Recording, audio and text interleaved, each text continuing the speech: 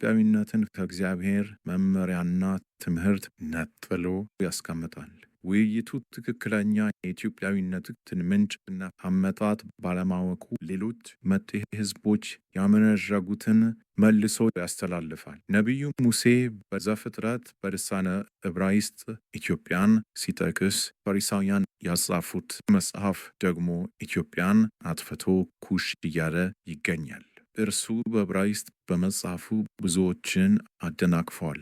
ሆኖም ወደ ትክክለኛው ስንመለስ ሙሴ የመዘገባት ኢትዮጵያ ትርጉሟ ምን ይሆን ብለን ስንጠይቅ መልሱ ይህ ሆኖ እናገኘዋለን። ኤት ወይንም ኤት የእግዚአብሔር ምልክት መሆኑን ዛሬ ያሉት ፈሪሳውያን እንኳን አይክዱትም። ቀጥሎ የሚገጥመውን ቃል ዮፊ ወይንም ዮፊ ትርጉሙ ውበት፣ ግርማ ይሆናል።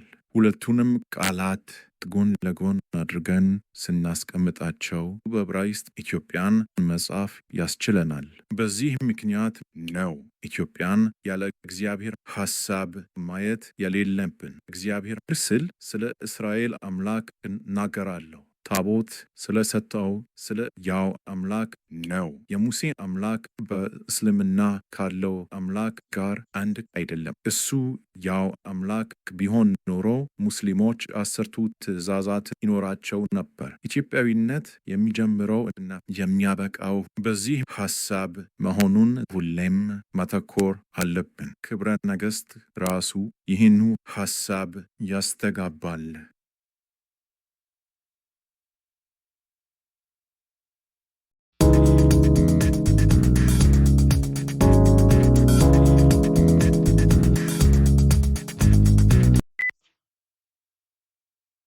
የሳባ ንግሥት አለች። እጠቅሳለሁ። በኢትዮጵያ ወግ ቀድሞ ወንድ ልጅ ያላወቀች ድንግል ሴት ትነግስ ነበር። ከእንግዲህ ግን ከዚህ ከዘመድህና ከዘሩ ወንድ ይነግሳል እንጂ ሴት ለዘላለም አትነግስም ስትል ጻፈች። ደብዳቤውንም ወደ መጽሐፈ ነቢያት ትገለብጠዋለህ አለች።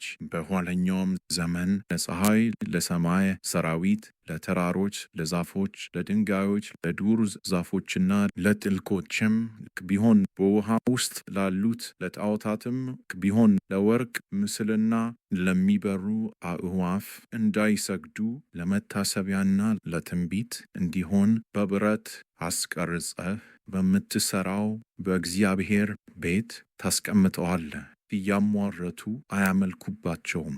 ይህችም ሥርዓት ለዘላለም ትኑር። ከዚች ሥርዓት የተላለፈ ቢኖር ዘርህ ለዘላለም ይፍረድበት። ዳሩ ግን ሰላም ከቅድስትና ሰማያዊት ከሆነችው ከእግዚአብሔር ታቦተ ሕግ ከጽዮን ልብስ ጫፍ ስጠን።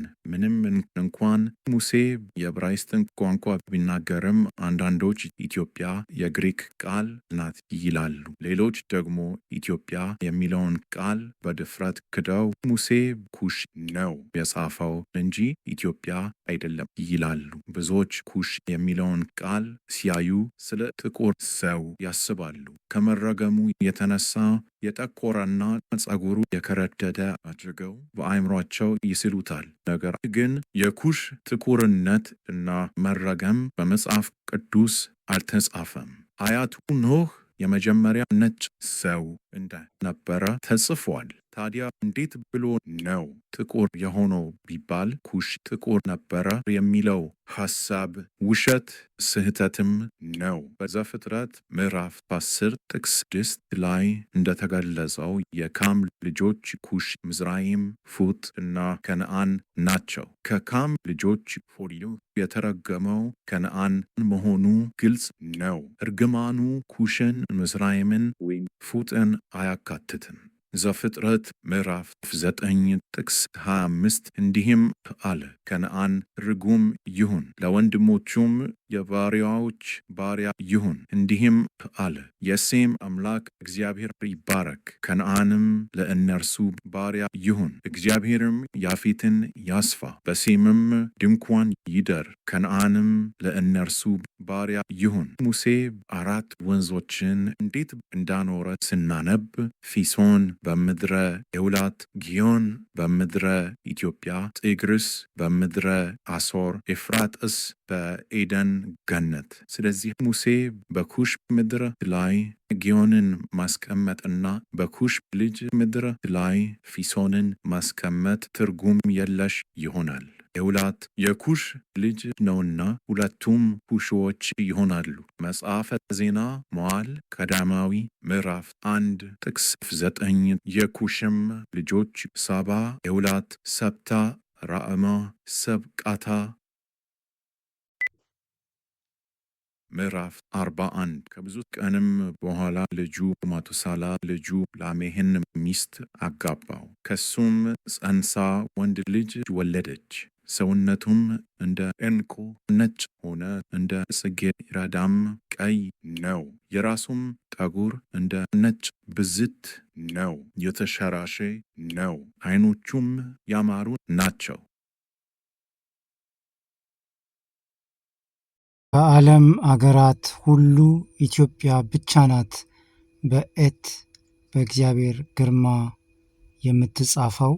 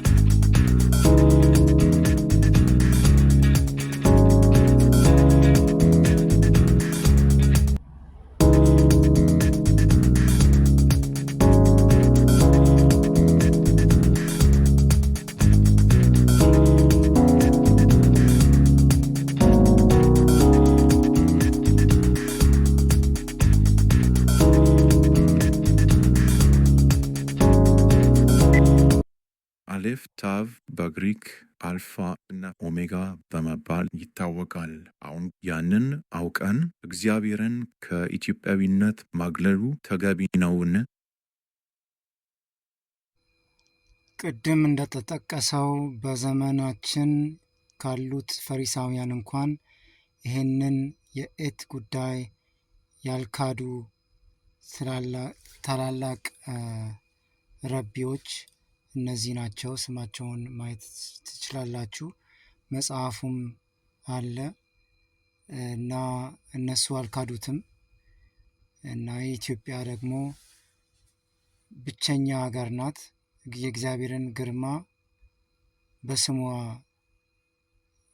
ያስጠራች በስሟ ውስጥ ያለ ኢትዮጵያ ብቻ ናት።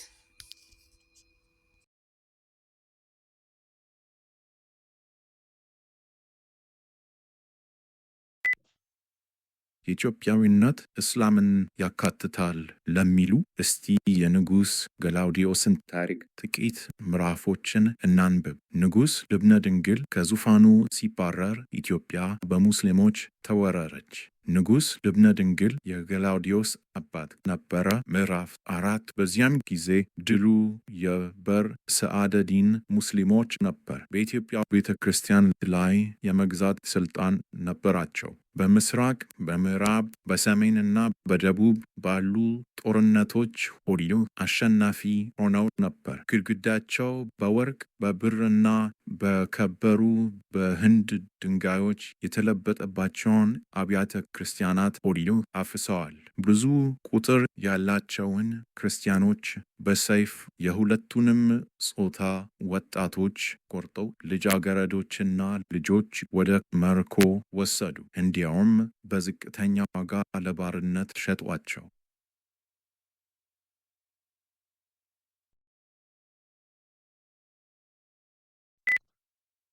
በምስራቅ፣ በምዕራብ፣ በሰሜንና በደቡብ ባሉ ጦርነቶች ሆዲዮ አሸናፊ ሆነው ነበር። ግድግዳቸው በወርቅ በብርና በከበሩ በህንድ ድንጋዮች የተለበጠባቸውን አብያተ ክርስቲያናት ሆዲዮ አፍሰዋል።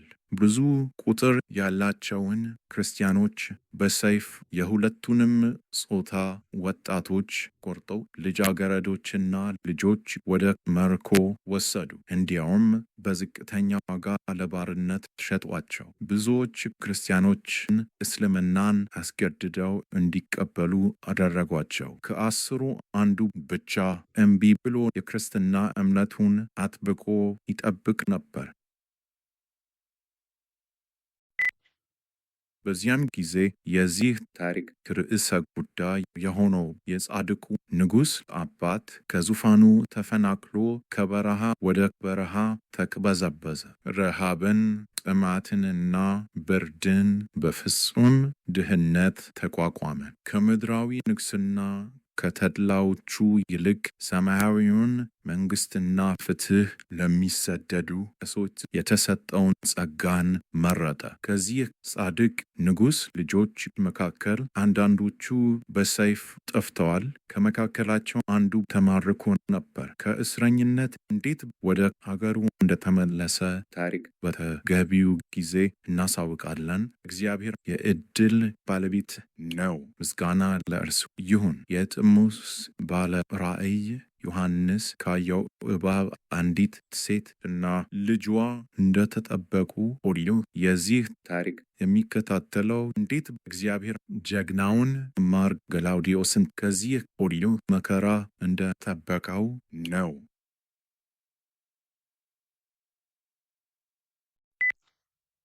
ምዕራፍ 8 አሁን ከላይ የተውነውን ታሪክ እንቀጥላለን።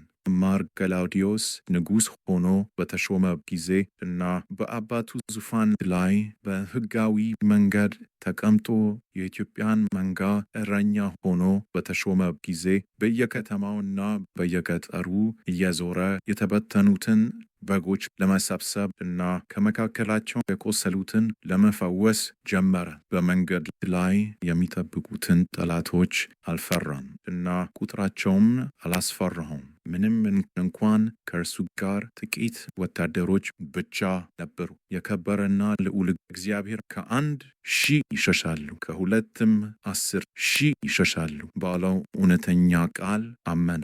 ብዙ ፈረሶችን እና ወታደሮችን ከመጠበቅ ይልቅ እንደ ልዑል እግዚአብሔር ቃል ሕይወቱን በመምራት ላይ አተኩሯል። ኢትዮጵያ የሚለው ቃል ለሙስሊሙ ሳይሆን ክርስቲያኖች ብቻ ጥቅም ላይ ይውላል።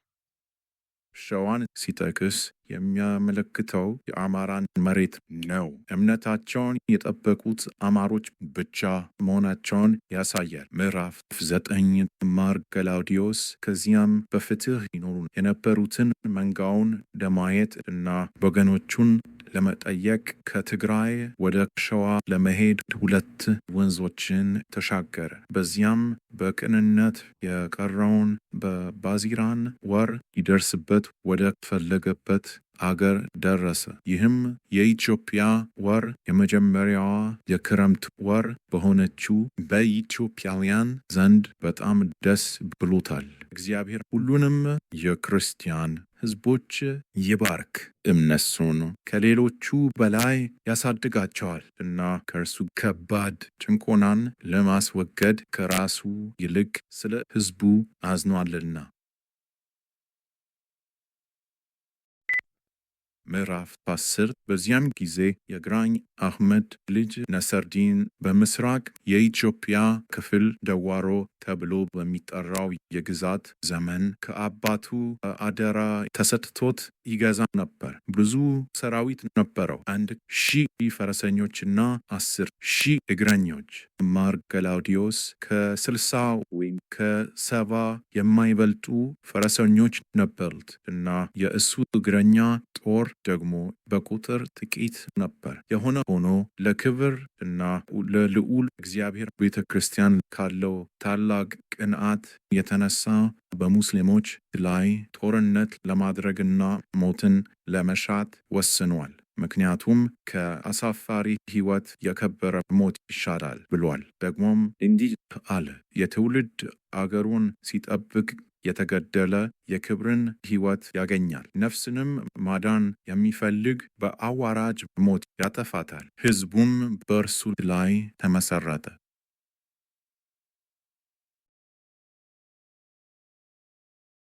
This video reminds me of how the general public repeats errors of others before them. For instance, the Pharisees thought that the apostles of Christ were uneducated individuals as mentioned in the book of Acts 4:13. The apostles were educated, but differently when Acts 4:13 says Peter and John were unlearned and ignorant. KJV, the Greek word used is agrammatoi, gamma rho mu mu alpha tau omicron iota, meaning without formal schooling, but it doesn't mean they were stupid or totally uneducated.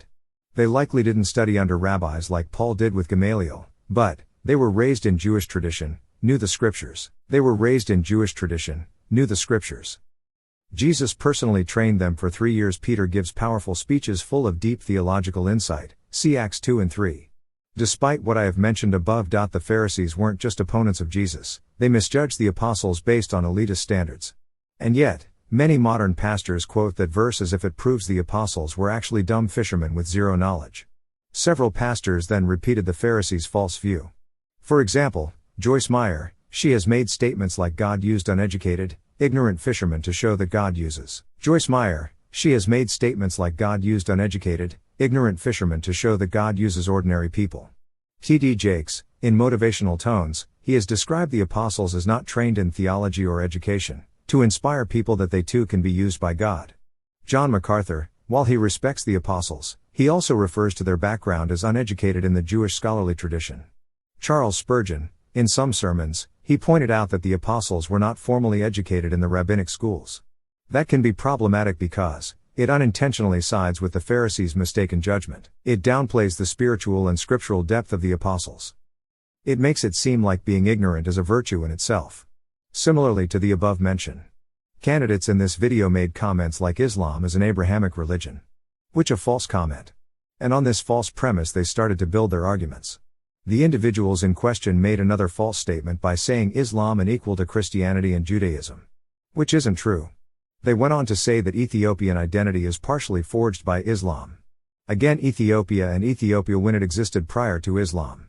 Therefore Islam is not part of Ethiopia Winnet. In fact, Ethiopia Winnet was tattooed in history by the actions of Ethiopian emperors, kings and queens. One can go as far back as what Queen of Sheba said in Khyber-Nagist in regards to Ethiopia Winnet and the Tabot. What she said about who should rule Ethiopia and Ethiopians. We can fast forward through Ethiopian history to KJNG Lalibela, whose actions still bring tourism to see the physical product of Ethiopia Winnet. He built churches, not mosques. If we look at the Ethiopia Winnet expressed by the kings after him like Zara Yacob or even Gelawedios, we see that the kings protected and defended their Orthodox Christian faith as their Ethiopia Winnet. For example, Gelawedios fought Grand Muhammad as his enemy because he was a Muslim invader, not an Ethiopian. We fought the Italians twice not to become Roman Catholics and to remain free Orthodox Ethiopians. Even our flag had a lion carrying a cross, and our emperors and kings were crowned by the church. And if at any moment there was a change in the flag, it was due to a foreign idea and the fall of Ethiopia Winnet. The video also speaks of Judaism predating Christianity. The people viewed have misused the word Ehud to mean Pharisees or current-day Rabbinic Judaism, when in fact being a Jew is to be an Orthodox Christian. This is well explained in the Andimta for the following verse. 3-9, here's the Andimta for the above verse in Revelation 3:9.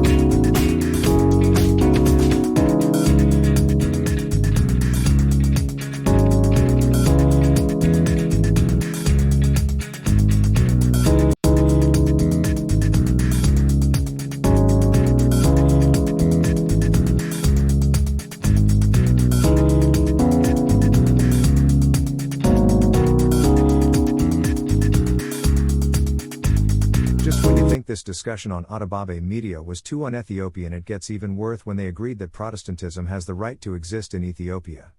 Something that the great Emperor Menelik II would have disagreed with. I'm not making up anything, this is all based on how courts worked and how the missionaries described the event scene.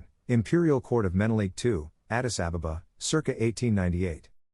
The Great Hall is full. On one side, Ethiopian Orthodox priests, dressed in black robes, holding crosses and manuscripts. On the other side, a few shivering Protestant converts, simple villagers, some wearing tattered cloaks, looking terrified but determined.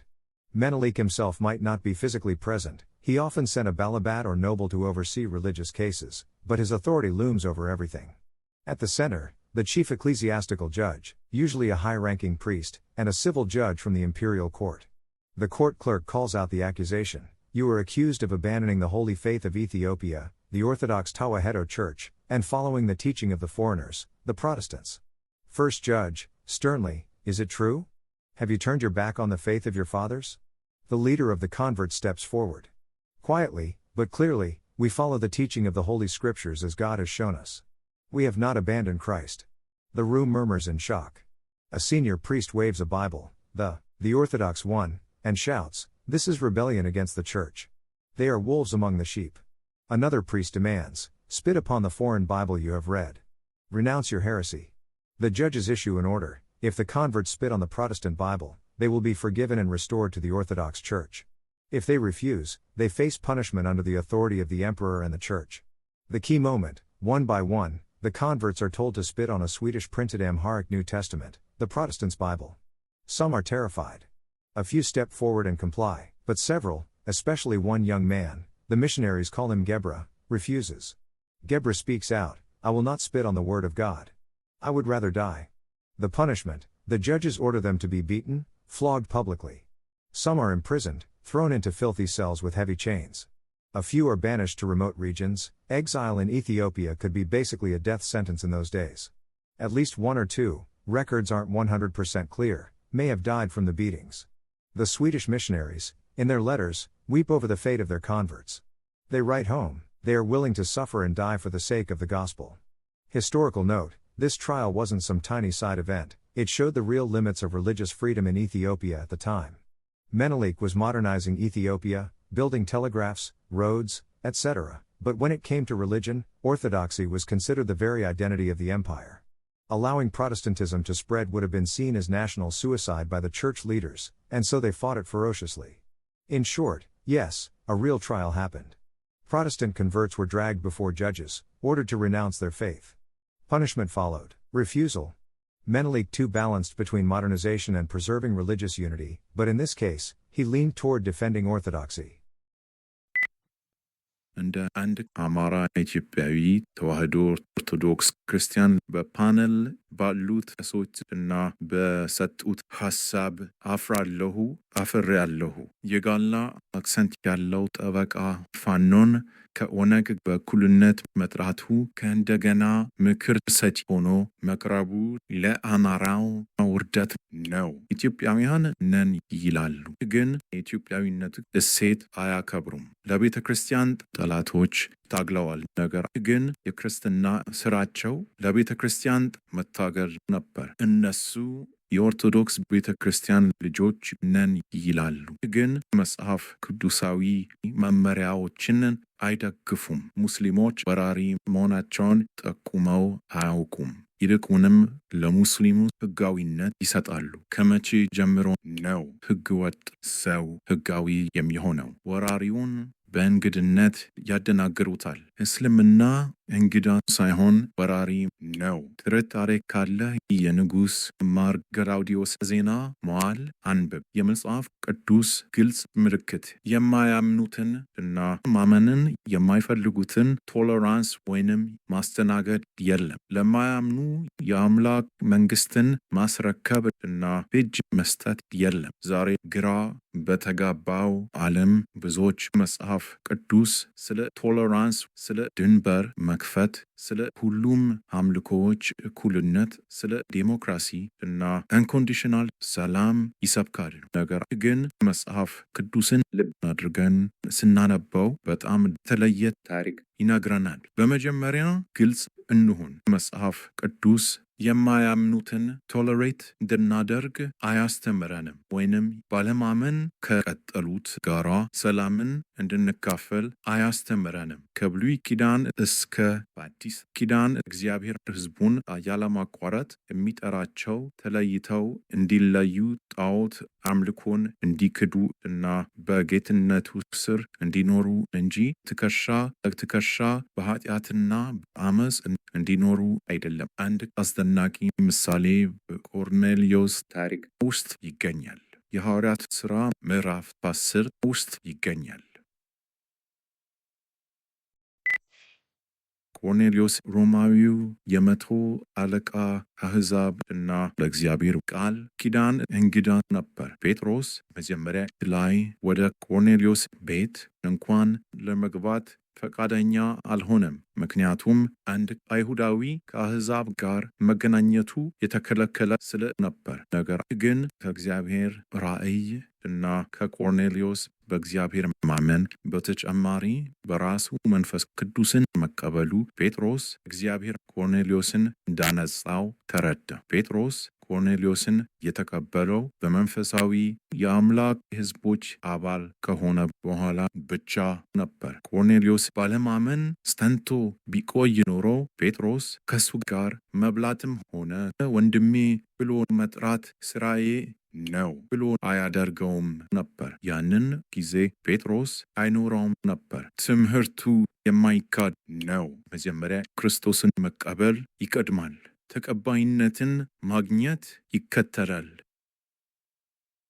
መጽሐፍ ቅዱስ ምድራችንን እና ሕዝባችንን ለውጭ ሰዎች አሳልፎ መስጠት የሚለውን ሐሳብ አይደግፍም። እግዚአብሔር ለእስራኤል የከነዓንን ምድር በሰጣቸው ጊዜ እንዲወርሷት፣ እንዲጠብቋት እና እንዲከላከሏት አዘዛቸው። ብዙ ጊዜ እስራኤል ባዕድ ብሔራትንና ባዕድ አማልክትን በመካከላቸው እንዲሰፍሩ ስትፈቅድ ጥፋት፣ ወረራ፣ ባርነት፣ ግዛት ተከትሏል። እግዚአብሔር ሕዝቡን በእንግድነት ስም ርስታቸውን እንዲያስረክቡ አላዘዘም። የሰጣቸውን አደራ ንቁ መጋቢዎች እንዲሆኑ ጠራቸው። ወደ አምልኮ ስንመጣ መጽሐፍ ቅዱስም እንዲሁ ግልጽ ነው። ሁሉም አምልኮዎች እኩል ናቸው አይልም። ተቀባይነትን ያለው አንድ አምልኮ፣ አንድ አምላክ አለ፣ ሌላም የለም። በመጽሐፈ ነገሥት